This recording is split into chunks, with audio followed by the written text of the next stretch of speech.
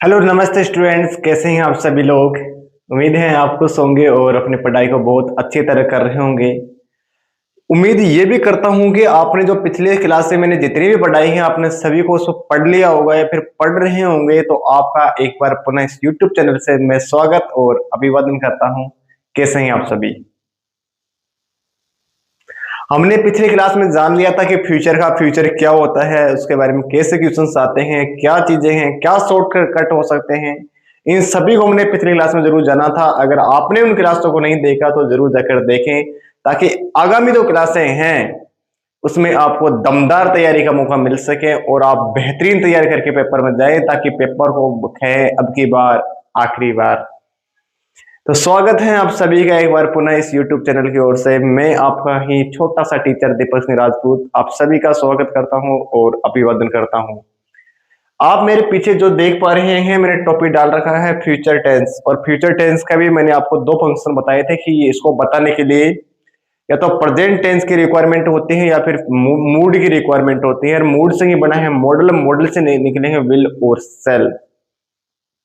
क्या इतनी क्लासें आपने पिछली देखी हैं? अगर देखी हैं तो जरूर मुझे बताओ, ताकि मैं क्लास को आगे बढ़ा सकूं। कैसे हैं आप सभी, एक बार पुनः कमेंट करके बताइएगा। तो आगे बढ़ जाऊं? आप कहें जी सर आगे बढ़ जाओ, हमें नहीं जानता है। बिल्कुल क्लियर था, हमने सब चीज पढ़ रखी है। तो अब मैं आगे बढ़ रहा हूं। तो अब देखो आपके सामने इनके बारे में मैंने जिक्र किया था। आज हमें इनकी एक बार पुनः रिक्वायरमेंट रहेगी। जब भी आपके सामने विल और सेल आए उसके बाद हमेशा बेस फॉर्म ऑफ वर्ब आती है। बेस फॉर्म ऑफ वर्ब को हम फर्स्ट फॉर्म ऑफ वर्ब भी कह सकते हैं, लेकिन थोड़ा सा कहना गलत होता है फर्स्ट फॉर्म, लेकिन इसलिए मैं बेस फॉर्म ऑफ वर्ब कह देता हूं। आप जैसे समझना चाहें ऐसे समझिए। ओके, कभी मैं आपको अलग से एक सेशन लेकर आऊंगा, उसमें बताऊंगा कि बेस फॉर्म क्या होती है और फर्स्ट फॉर्म क्या होती है। तो आएगा, चलते हैं आगे की ओर। आज देखो, आज मैं आपके सामने टॉपिक डाल रहा हूं फ्यूचर इंडेफिनिट टेंस।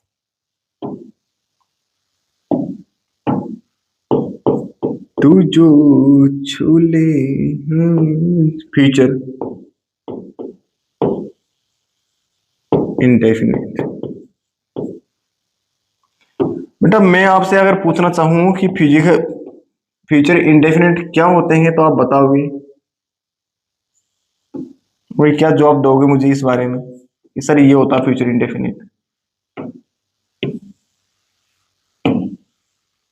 बताओ भाई बताओ, किससे कहते हैं बेटा फ्यूचर इंडेफिनिट? देखो मैं समझाता हूं आपको फ्यूचर इंडेफिनिट क्या होते हैं। फ्यूचर इंडेफिनिट वह चीज होती है या वह टाइम होता है जिसके बारे में होने के बारे में हम जानकारी देंगे। जैसे मैं ऐसे कह दूं कि 2035 से मैं रोज स्कूल जाता रहूंगा, तो मेरे बारे में फ्यूचर के बारे में क्या है जानकारी है। बेटा जिसको जानकारी देने का काम करता है वो इंडेफिनिट, और फ्यूचर के बारे में बताया तो फ्यूचर इंडेफिनिट। बात क्लियर? इसमें खुद है ही नहीं। अब आगे बढ़े, हमें दो चीज हमने पढ़ दी थी, विल और सेल। आप कहें सर जी हमें पढ़ कर आए हैं। अब जब पढ़कर आए हैं तो आपको इस बारे में पता है कि जब हमारे सामने सब्जेक्ट की रिक्वायरमेंट होती है तो सब्जेक्ट के बाद हमें या तो विल चाहिए या फिर सेल चाहिए। तो बात क्लियर? आप कहें सर जी बिल्कुल क्लियर। इसके बाद मैंने आपको ऐसा लिखा था कि बेस फॉर्म ऑफ वर्ब चाहिए, बेस फॉर्म ऑफ वर्ब। बताओ भाई, क्या ये लिखा है था? मैंने इसकी जगह ऐसे भी कह दिया था, और मैं आज लिखा भी रखा हूं। अगर आप बेस फॉर्म नहीं कहना चाहें तो आप बोल सकते हैं फर्स्ट फॉर्म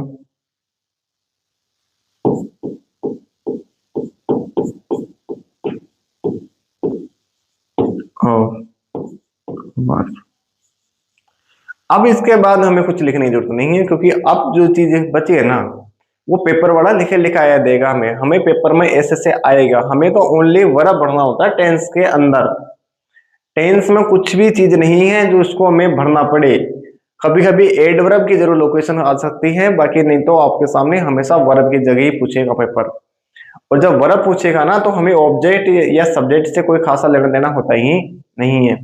सब्जेक्ट पर तो इतना सा डिपेंड होता है कि हमें सब्जेक्ट को देखना होता है सिंगुलर है या फिर प्लूरल है, नहीं तो बाकी हमें देखना ही नहीं होता सब्जेक्ट को भी। अगर पास्ट इंडेफिनिट की बात करें तो आपको सामने सब्जेक्ट की कोई रिक्वायरमेंट नहीं है, सिंगुलर और प्लूरल हमेशा सेकंड फॉर्म ऑफ वर्ब आती है। पास्ट परफेक्ट है तो भी वही आती है, हेड आता है।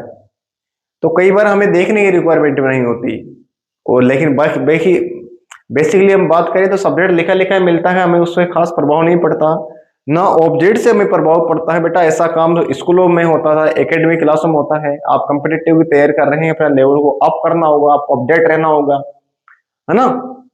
तो इन चीजों से आपको गुजरना होगा। तो देखो आपके सामने मैंने लिखा सब्जेक्ट, आपको लिखा लिखा है गिवन होगा। विल और सेल में से एक आपको चॉइस या तो मिलेगी या करना पड़ेगा, है ना। 99% मैंने कह दिया था आपको विल ही आएगा।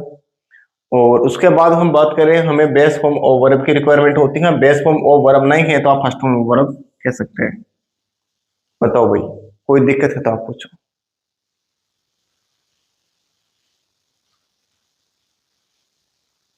नहीं है। मैं अब थोड़ा सा और आगे बढ़ रहा हूं। अब इस फीचर को पता कैसे करें, तो इसके कीवर्ड देखो। इसके कीवर्ड क्या क्या है वो उसको देख लो। कीवर्ड्स, एक वर्ड हमारे सामने लिखा मिलेगा टुमारो। टुमारो वर्ड होता है आने वाला, कल।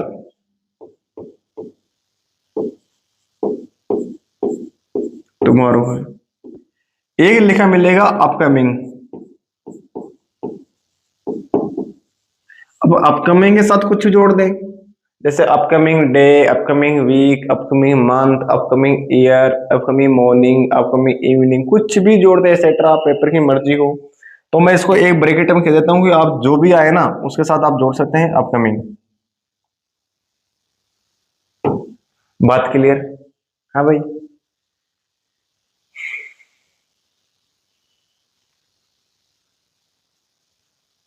चलो भाई, तुम्हारा हो गया, अपकमिंग हो गया। बात करें हमारे सामने एक वर्ड और हो गया, इसे हम बोलते हैं नेक्स्ट। और नेक्स्ट के साथ कुछ भी जोड़ दें, जैसे next day, next month, next year, next morning, next hour, next minute, next second, कुछ भी जोड़ दे, पेपर की मर्जी एसेट्रा, उसकी मर्जी हो जो जोड़ दे। तो अपने सामने एक बार पुनः इसको भी डिब्बे बंद कर देता हूँ। ये लो भाई, पेपर की मर्जी जो जो जोड़े, अभी पेपर की इच्छा हो जो जोड़े।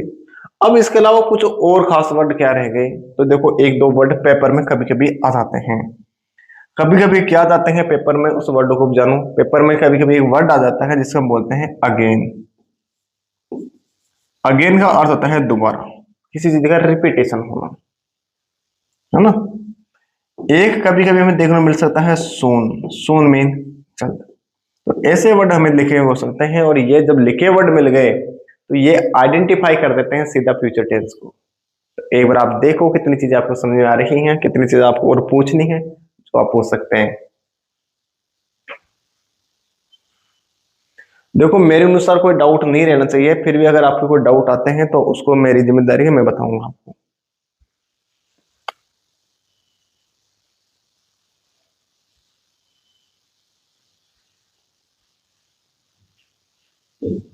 आगे बढ़ जाए। आप कहें सर जी बिल्कुल आगे बढ़ जाओ, हमें नहीं जानते पास समझ में आ जाती है। बात क्लियर? चलो भाई, अब मैं बढ़ रहा हूं आपके सामने आगे। अब मैं इसके एग्जांपल्स आपको दे रहा हूं, आपको डरना नहीं है ना। जैसा आपको आता है ऐसा कर दो। मैं एग्जांपल्स आपको दे रहा हूं, आपकी जो चॉइस बैठे वो लगाते चले जाओ।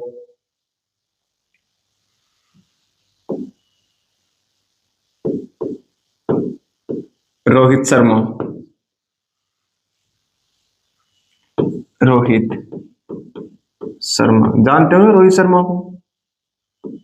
The hitman Sharma, the captain of India. Hmm. The Rohit Sharma will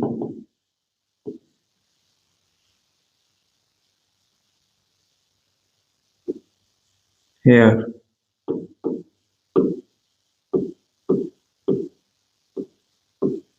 tomorrow. अरे टुमारो, ऑप्शन आपको दे रहा हूं। Reach, reached,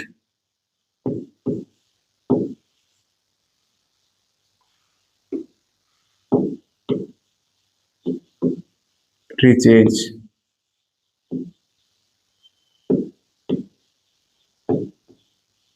rich. उम्मीद है आप इन सवालों को 2-2 सेकंड में उड़ा लेंगे, है ना। आपको क्वेश्चन में नहीं पढ़ना पूरी तरह से, और आप डायरेक्ट इन क्वेश्चनों को उड़ा लेंगे। इस बात की मुझे एक्सपेक्ट आपसे है, क्योंकि आपने पिछली क्लासों को अच्छी तरह पढ़ कर आए हैं। तो गगन,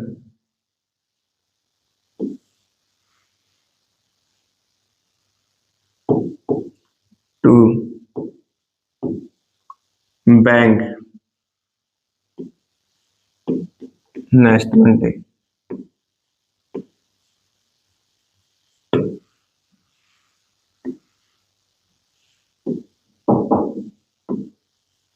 गो,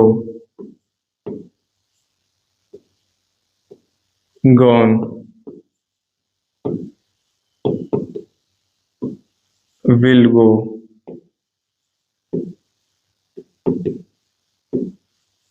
will coach। एनी प्रॉब्लम नहीं? तू देख रही है ना? हाँ, ध्यान दे, सामने ध्यान दे। शंकर,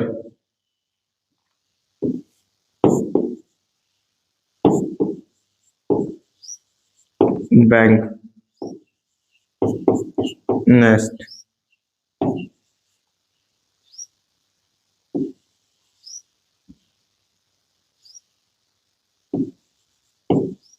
मॉर्निंग।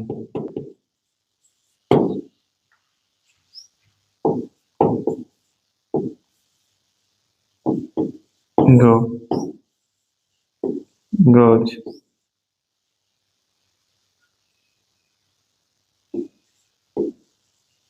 सेल गो।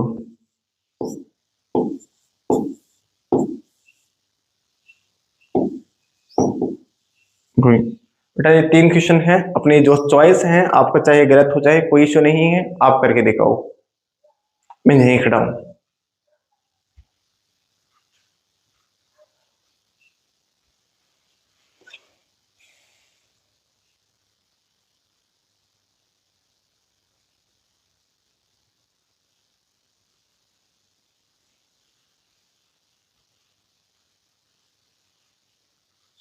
देखो, उम्मीद है आपने इन क्वेश्चनों को बना लिया होगा, और इनमें कुछ ज्यादा हाई लेवल के क्वेश्चंस नहीं हैं, बिल्कुल लो लेवल के क्वेश्चंस हैं।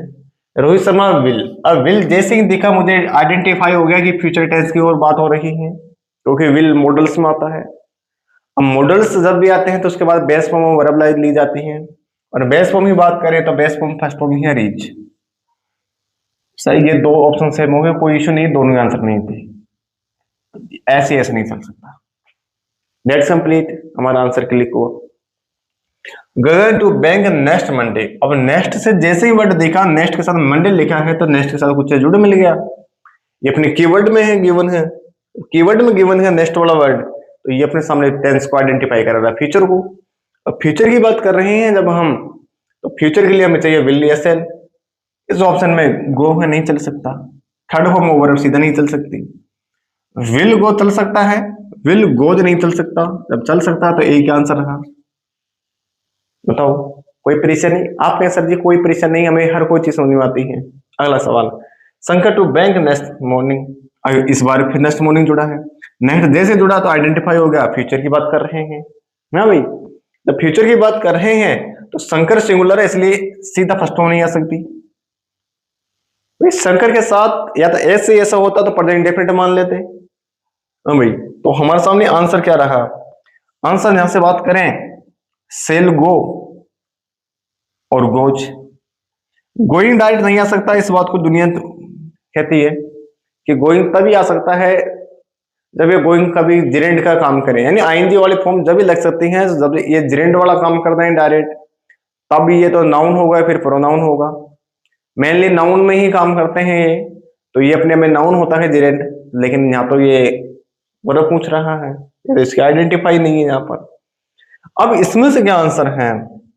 इसमें आंसर ये भी सही है और ये भी सही है। आप कहें सर जी ये कैसे हो गया दोनों सही एक साथ? तो बेटा मैंने इसलिए आपको पिछली क्लास लेकर गया था कि आप बड़े ध्यान से पढ़ो। देखो एक बेहतरीन लेवल का सवाल है बेटा, दोनों आंसर करेक्ट है इसके। क्यों करेक्ट है? क्योंकि हमने पिछली क्लास में क्या देखा था, पिछली क्लास में ये पढ़ा था हमने, ये जो फ्यूचर है ना उसको बताने के लिए या तो प्रेजेंट टेंस की रिक्वायरमेंट होती है या फिर मूड की रिक्वायरमेंट होती है। प्रेजेंट की बात करें तो प्रेजेंट का कंटिन्यूस भी आ सकता है और इंडेफिनिट भी आ सकता है, और इंडेफिनिट आएगा तो एस या ईएस भी आ सकता है और विल शेल भी आ सकता है। अब पेपर के चॉइस है आपके सामने, क्या रखा जाए, तो ये दोनों ऑप्शन ही सही हैं। और अब आपके दिमाग में कचरा आ सकता है। कचरा किस बात का? कि सर पेपर में दोनों आ गया तो बेटा देखो 1% से भी कम चांस होते हैं दोनों आ जाए। अगर आ जाए ना तो बेटा फिर हम प्रायोरिटी देते हैं इसको, प्रेजेंट को, क्योंकि फ्यूचर को बताने का काम कौन सा टेंस करता है? प्रेजेंट। ये लीजिए, अगर दोनों आ जाए तो, या तो आएगा नहीं, और आ जाए ना अब की तरह, तो आप एक चॉइस लगा सकते हो जो भी आपकी इच्छा हो। बात क्लियर? आप कहें सर जी बिल्कुल बात क्लियर है, हमें इस बात को समझ में आ गया। अगला क्वेश्चन, एक बेहतरीन लेवल का सवाल था ये, बाकी सभी नॉर्मल क्वेश्चन थे। अब अपने आंसर लगाओ। मैं एक बार और आपको बोल रहा हूं, काजल। हाँ भाई काजल, काजल।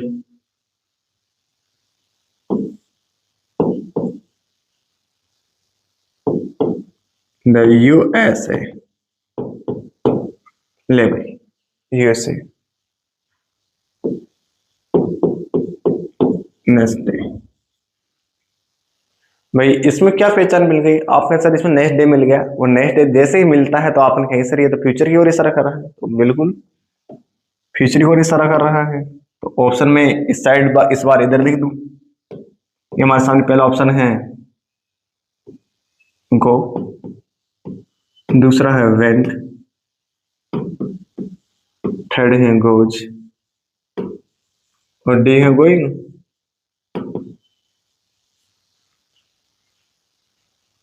आप बताओ बेटा क्या आंसर लगाओगे? आप कहें सर जी इसमें आंसर हमारे सामने, हमें कोई समझ में नहीं आ रहा क्या आंसर लगाए, लेकिन हमें एक ऑप्शन समझ में आ गया कि सी आंसर हो सकता है। बेटा सी ही है आंसर, है ना? ऐसा क्यों होता है? ऐसा होने के बेटा पीछे क्या कारण है तो आप जानते हैं। निकट भविष्य में कोई चीज होती है ना बेटा, उसके लिए पहले इंडेफिनिट टेंस को भी ले लिया जाता है।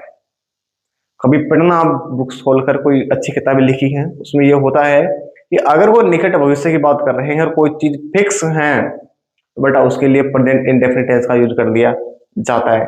और इसलिए देखो यहां से ऑप्शन की बात करें, काजल सिंगुलर इसलिए गो नहीं आ सकता, काजल सिंगुलर है इसलिए वेंट सेकंड फॉर्म आ सकती है, लेकिन नेक्स्ट डे अपने सामने फ्यूचर बता रहा है और फ्यूचर बताने के लिए सेकंड फॉर्म का यूज नहीं लिया जाता, क्योंकि सेकंड फॉर्म पास्ट टेंस की इशारा करता है। गोइंग डायरेक्ट नहीं आ सकता, आंसर है गोज। बताओ भाई कितनी बात आपको समझ में आई? एक और क्वेश्चन सेम पैटर्न पे मैं आपको एक क्वेश्चन और दे रहा हूं, आप इस क्वेश्चन को ट्राई करके बताओ। तू जो छूले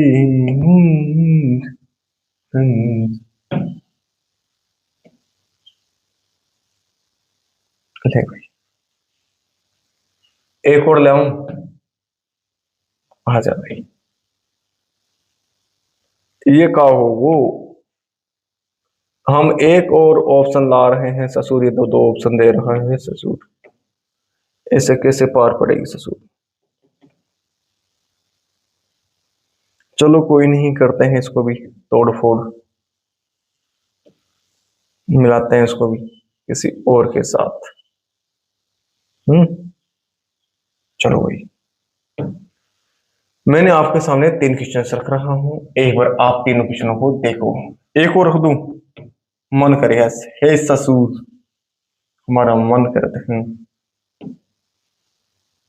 ले भाई आजा आजा, तू भी ना कसर छोड़, आजा भाई। ले भाई काजल 4 बार आ गई। अब काजल 4 बार आ गई है तो अब बड़ा झगड़ा होना है। पहले के आंसर तो आपको मिल गए हैं, हाँ भाई, पहले का आंसर तो आपको आइडेंटिफाई हो गए हैं। आंसर है अब सेकंड का। देखो कैसे अब इन पर मार्क लगाएं, कैसे इसके ऑप्शन में रख रहा हूं। मैंने पहला ऑप्शन रखा गोइंग, हो सकता है क्या। सेकंड ऑप्शन मैंने रखा बेटा गोल, थर्ड रखा मैंने इज गोइंग, और डी ऑप्शन रखा मैंने गोन। बताओ ये आंसर क्या है। क्वेश्चन सेम है, ऑप्शन चेंजमेंट है ना। आप करते रहो, मैं इसके ऑप्शन रख रहा हूं। ससुर हमने ऑप्शन रखा, नाम तो डाला ही नहीं। विल गोइंग गोज, अरे हटाओ गोज,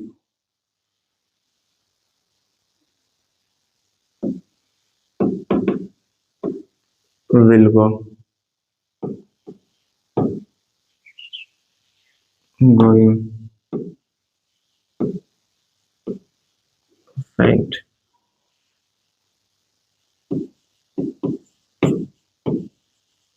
सेल गो,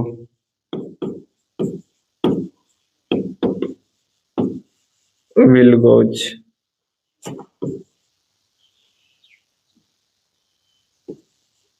वेंट। बेटा चॉइस लगाओ अपने सामने, 4 क्वेश्चंस हैं, ऑप्शन चेंज हैं, बाकी क्वेश्चन सेम हैं। डरना, घबराना, चिंता लेना, टेंशन फिक्र पालना, ऐसे कोई मुसीबत कोई चीज नहीं होनी चाहिए बेटा। ऐसे पता नहीं कितने पेपर में इस प्रकार के सवाल आ चुके हैं। आपको टेंशन फिक्र करने की बिल्कुल भी रिक्वायरमेंट नहीं है।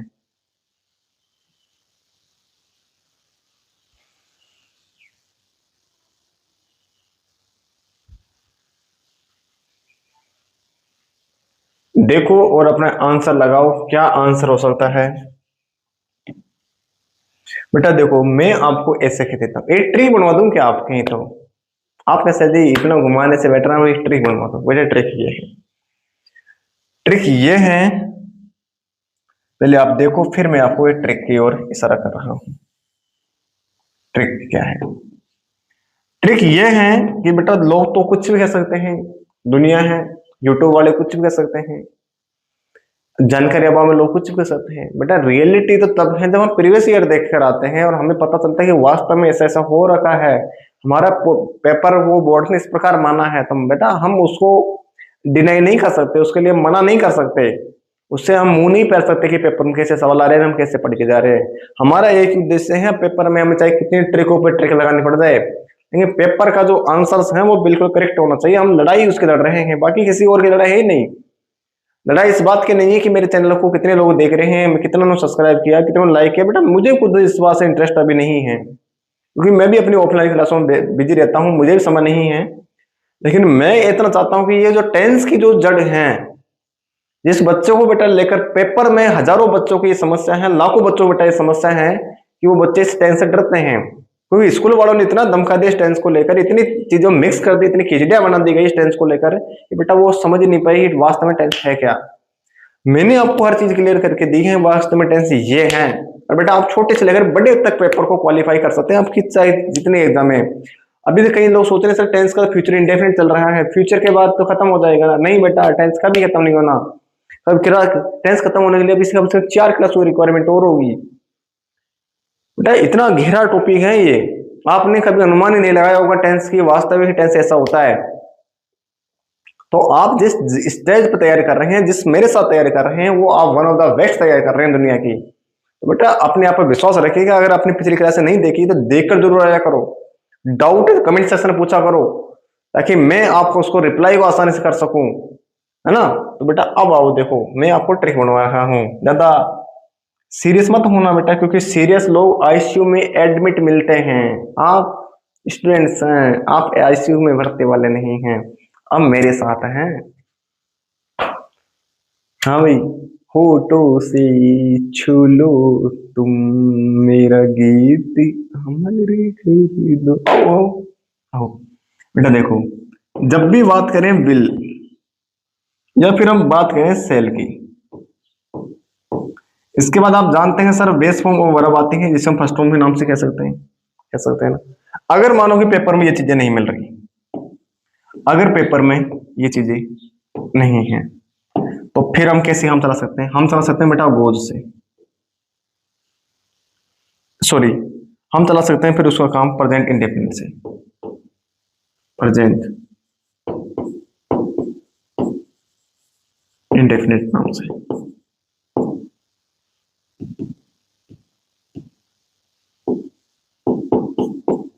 प्रेजेंट इंडेफिनिट के नाम से। भाई अगर आपको सामने विल और सेल यानी फ्यूचर इंडेफिनिट नहीं मिल रहा ऑप्शंस में, तो आप काम चला सकते हैं बेटा प्रेजेंट इंडेफिनिट से। प्रेजेंट इंडेफिनिट क्या होते हैं तो आपने क्लास शुरुआत में जाकर देखो। अगर ये भी दोनों नहीं मिल रहे हैं तो बेटा हम काम चला सकते हैं प्रेजेंट कंटिन्यूअस से।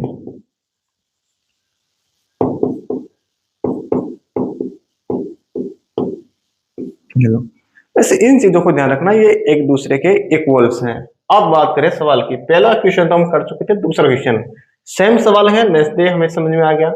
देखो थर्ड फॉर्म में वर्ब सीधा नहीं आ सकती, गो सीधा नहीं आ सकती, गो फर्स्ट फॉर्म है, काजल सिंगुलर इसलिए नहीं है, आंसर है सी, सीधा आ सकते हैं बेटा इज गोइंग। और कौन सा टेंस मान के चले? Present continuous. बात क्लियर?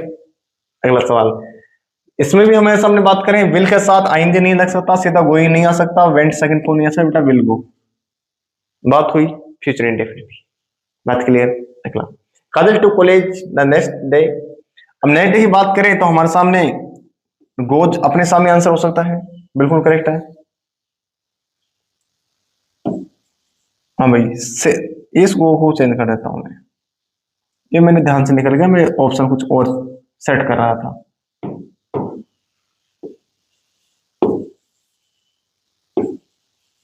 गोइंग कर देता हूं। अब अपने चॉइस आंसर चेक करो। अब आंसर चेक करते हैं तो बेटा हमारे सामने वेंट सेकंड फॉर्म डायरेक्ट नहीं आ सकती, क्योंकि नेक्स्ट वर्ड मिल रहा है, विल के साथ ऐसे ऐसे नहीं आ सकता, सीधा गोइंग नहीं आ सकता, तो कौन आ सकता? सेल। तो बेटा जरूर नहीं हमेशा विल ही आएगा, मैंने कहा था कि 1% कौन आ सकता है? सेल आ सकता है। तो वहां में ज्यादा नहीं पकड़ना, उसके ज्यादातर वेटेज जो आता है ना बेटा वो विल का आता है, इसलिए मैंने विल लिखा था। तो हमारे सामने देखो एक ही सवाल में बेटा चार चार ट्रिक्स हमारा काम कर गई। अगर कहीं पर दो आ जाए तो बेटा हम प्रेजेंट को सही मान के चलते हैं, ये ऐसा हमारा एसएससी पेपर कहता है ना। और हम इन चीजों को जानते हैं कि हमारे सामने ये जो ट्रिक्स हैं ये बेटा एक फ्यूचर इंडेफिनिट की ओर है।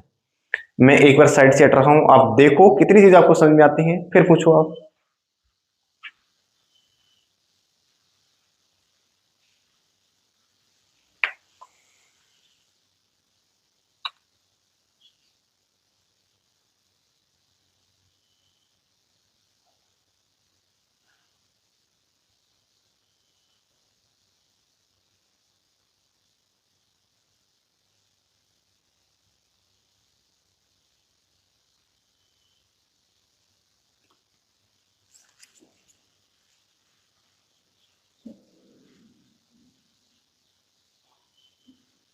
बात क्लियर? आगे बढ़ जाऊं बस। अब देखो बेटा, अब मैं आगे बढ़ रहा हूं, आपके सामने चीजें क्लियर हैं, तो अब देखो फ्यूचर इंडेफिनिट से हमारा टेंशन जो थी वो बिल्कुल रिव्यू हो चुकी है। अब बात कर रहे हैं फ्यूचर कंटिन्यूस की। अब देखो मैं रियलिटी आपके सामने कहना चाहूंगा बेटा, इस समय पर रियलिटी जो सत्य है, सत्य को कोई आंच नहीं है। मैं ये कह सकता हूं कि जो आपका जो टेंस आप पढ़ते हैं उसके अंदर आप प्रेजेंट और पास्ट की बात करें, उससे से ही 95% क्वेश्चन आ जाते हैं। 5% क्वेश्चन बचते हैं, तो 5% में से 2% क्वेश्चन अपने सामने फ्यूचर इंडेफिनिट से आ जाते हैं। अब बचा 3%, और 3% में तीन टेंस हैं, present, future continuous, future perfect और फ्यूचर परफेक्ट कंटिन्यूअस। बस इतना सा आप और जान लो। देखो मैं इनका शॉर्टकट आपके सामने लिख रहा हूं, मैं टॉपिक डाल रहा हूं आपके सामने, फ्यूचर कंटिन्यूअस।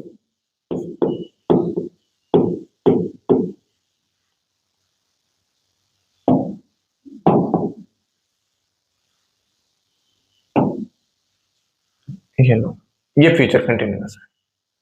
अब बेटा फ्यूचर कंटिन्यूअस को कैसे पता करें, कैसे पहचानें? तो अब देखो कीवर्ड्स सेम है, कीवर्ड्स में कोई दिक्कत है नहीं, इसका फॉर्मेट्स है वो थोड़ा सा अलग से है। सबसे पहले आपके सामने जब फॉर्मेट बनाते हैं तो बेटा अपने सामने आता है सबसे पहले कौन? सब्जेक्ट। अब सब्जेक्ट सिंगुलर भी हो सकता है, प्लूरल भी हो सकता है, doesn't matter at all, future को कोई प्रभाव नहीं पड़ता। इसके बाद हमें चाहिए या तो विल या फिर चाहिए सेल, और विल सेल के बाद चाहिए बेस फॉर्म ऑफ वर्ब। अब बेस फॉर्म ऑफ वर्ब किसकी? बी की फॉर्म। भाई हमने प्रेजेंट टेंस की बात की, तुमने बी की फॉर्म लगाई थी first form is are am. जब पास्ट में बात करिए, पास्ट कंटिन्यूस में, तो हमने बी की सेकंड फॉर्म लगाई थी वाज वर।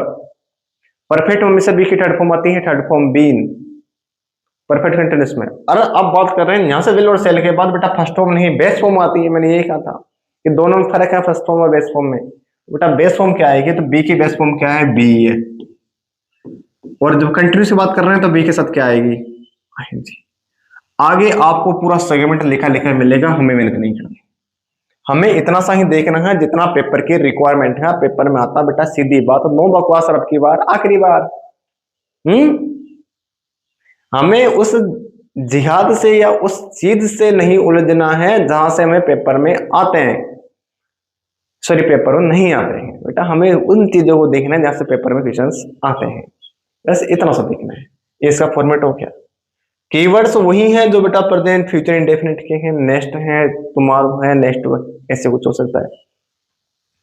अब मैं इसके एग्जांपल लिख देता हूं। मैंने कहा करण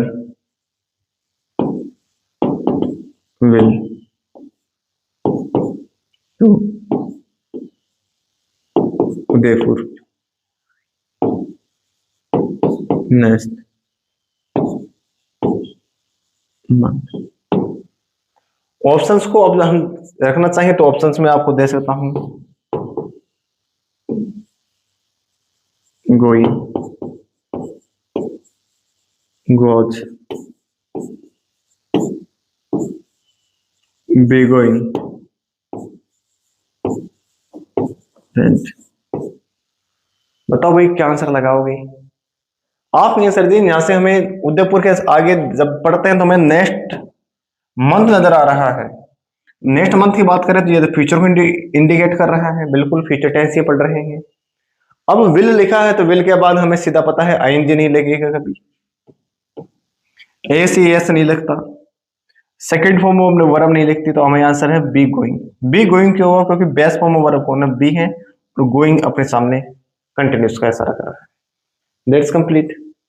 अब देखो कोई दिक्कत है तो पूछो आप। एक एग्जांपल बेटा कोई खास पेपर में नहीं आना, और बस एक मात्र आप फॉर्मेट से याद रखिएगा, only this.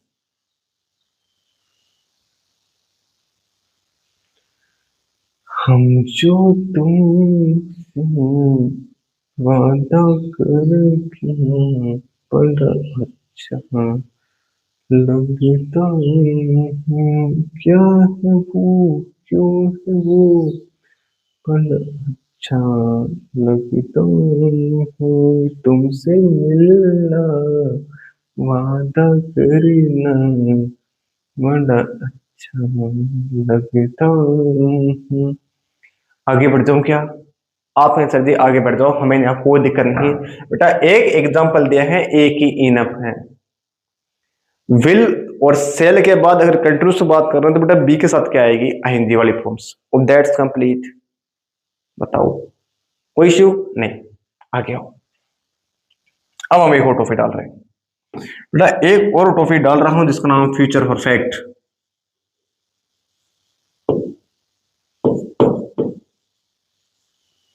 Future perfect. Future perfect क्या होते हैं, पहले आप इस चीज को बताओ।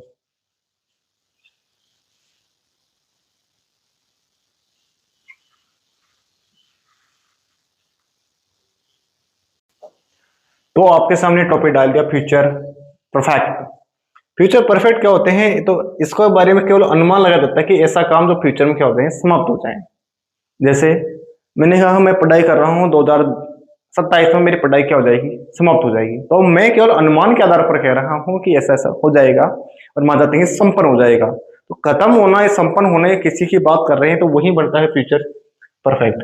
हमारे सामने इसकी कोई खास रिक्वायरमेंट नहीं होती एग्जामों में, कंपटीशन के एग्जाम में इनकी कोई खास रिक्वायर्ड से पेपर नहीं पूछता, लेकिन अगर हमसे पूछ ले तो इसका फॉर्मेट के बारे में सवाल आते हैं बस, और कुछ ही नहीं आते। फॉर्मेट के आधार पर हम बात करें कैसे आते हैं, तो देखो हमें सबसे पहले आएगा सब्जेक्ट। क्या चल रहा है आपको, एक बार देख के बताओ, मैं भी देख लेता हूं। बिल्कुल दिख रहा है ना। सब्जेक्ट के बाद बात करें, हमारे सामने हमें नजर आएगा विल। फ्यूचर को बताने के लिए विल नहीं तो सेल, भाई नियम तो क्लियर है ना फ्यूचर बताने के लिए, बिल्कुल। आप परफेक्ट के लिए हमें थर्ड फॉर्म ऑफ वर्ब चाहिए, तो थर्ड फॉर्म डायरेक्ट नहीं लगा सकते, हमने सीखा है। फ्यूचर के लिए बताने के लिए विल और सेल के बाद तो बेस फॉर्म चाहिए, तो बेस फॉर्म ही चाहिए हमें। तो बेस फॉर्म कौन है? तो बेस फॉर्म इसी की थर्ड फॉर्म है हैव। हैव बेस फॉर्म है, हैज या हैव फर्स्ट फॉर्म है, और have third form base form है। बेस फॉर्म है तो इसके बाद कौन सी फॉर्म चाहिए? Third form of verb. बात क्लियर? आपने सर जी बिल्कुल बात क्लियर, हमारे सामने ये चीज क्लियर हो गई। बेटा विल और सेल के बाद हैव क्यों आया? हैज भी तो आ सकता था, हैज फर्स्ट फॉर्म है, तभी हमें चाहिए बेस फॉर्म ऑफ वर्ब। और बेस फॉर्म ऑफ वर्ब कौन है? तो हम पढ़ते हैं, हम जब हैव की जब फॉर्म पढ़ी थी आपने शुरुआत में, मैंने ऐसे लिखा था कि हैव के बारे में कि हैव की तीन फॉर्म्स होती है। फर्स्ट फॉर्म होती है इज, आर या फिर एम। सेकंड फॉर्म होती है इसके बाद या वर, सॉरी सॉरी सॉरी सॉरी, इसकी फर्स्ट फॉर्म होती है हैज या हैव, सॉरी भाई सॉरी। सेकंड होती है इसकी हैड, और थर्ड फॉर्म भी होती है हैड। मैंने ये आपको बताने के काम किया था। तो इसकी जो बेस फॉर्म है वो बेस फॉर्म में कौन है? हैव। बस यही हमारे सामने थर्ड फॉर्म ऑफ वर्ब चाहिए साथ में। बात क्लियर? एक एग्जांपल इसका वर्क लेते हैं, क्योंकि कोई खास रिक्वायरमेंट से पेपर में सवाल नहीं आते। जब भी आपको विल सेल आए तो हमेशा उसके बाद हेज आए या थर्ड फॉर्म आए तो हमें हैव चाहिए, बस इतना ध्यान रखना। मैंने आपको लिखा रवि, रविकांत विल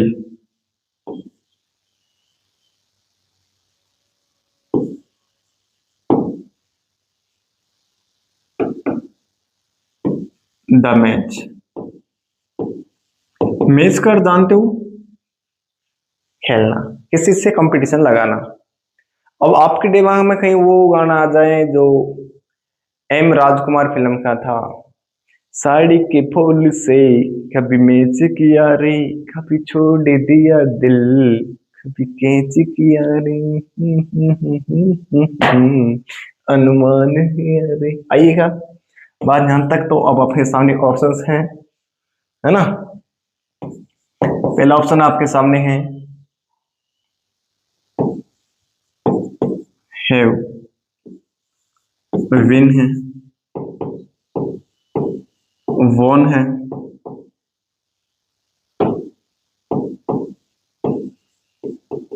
विंस है, हैव वॉन है।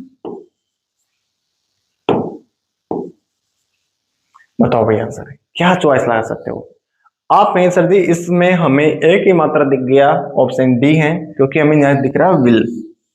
और जैसे ही विल दिखा तो विल ने अपने सामने ये साफ क्लियर कर दिया कि विल किसी और को नहीं, फ्यूचर को बता रहा है। और फ्यूचर को जब बता रहे हैं तो फ्यूचर बताने के लिए हमें परफेक्ट की रिक्वायरमेंट है, तो परफेक्ट देखते हैं। देखो विल और सेल के बाद हमेशा फर्स्ट फॉर्म आएगी, सेकंड फॉर्म नहीं आ सकती।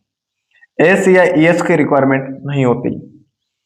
ऑप्शन या तो फर्स्ट है थर्ड है, हैव के बाद हमेशा थर्ड फॉर्म आती है, हमने इसको टेंस में पढ़ रखा है, इसलिए ये ऑप्शन भी आउट। तो हमारे सामने आंसर निकल गया D4 दिल्ली, है ना? तो आज के लिए इतना ही हम यहाँ पर पढ़ रहे हैं, आज की नहीं क्लास रोक रहे हैं, क्योंकि हमारे सामने कल हम जब पढ़ेंगे तो फ्यूचर परफेक्ट कंटिन्यूस को पढ़ेंगे, और उसमें हमें सिंस की जगह फ्रॉम दिखेगा। सिंस नहीं आएगा, सिंस जगह फ्रॉम आएगा। तो उस क्लास को आप देखना बिल्कुल ना भूलें, क्योंकि ऐसा क्यों हो रहा है। उसके बाद हम बात करेंगे एडवांस लेवल ऑफ टेंस की। जब हम टेंस का एडवांस लेवल जानेंगे, फिर हम बात करेंगे हम आइडेंटिफिकेशन ऑफ टेंस, फिर हम बात करेंगे वॉइस वर्सेज टेंस या टेंस वर्सेज वॉइस। तो हमारे सामने बहुत ज्यादा उलझन है, और उसके बाद हम लास्ट में लगाएंगे प्रैक्टिस करीबन 3 दिन तक लगातार। तो अभी टेंस बहुत लंबे हैं, आप कहीं मत जाना, मेरे साथ बने रहना। ही जिंदगी में हर चीज आसान नहीं होती, मेहनत करनी होती है ना? तो आज आपके सामने मैं विदाई ले रहा हूं, क्योंकि मेरा ऑफलाइन क्लासों का समय हो गया है और मुझे जाना होगा। तो आप सभी को हार्दिक बधाई, ताकि आप लास्ट तक रुके, आपने मेरी क्लास को लास्ट तक देखा। Thank you. जय हिंद, वंदे मातरम। साड़ी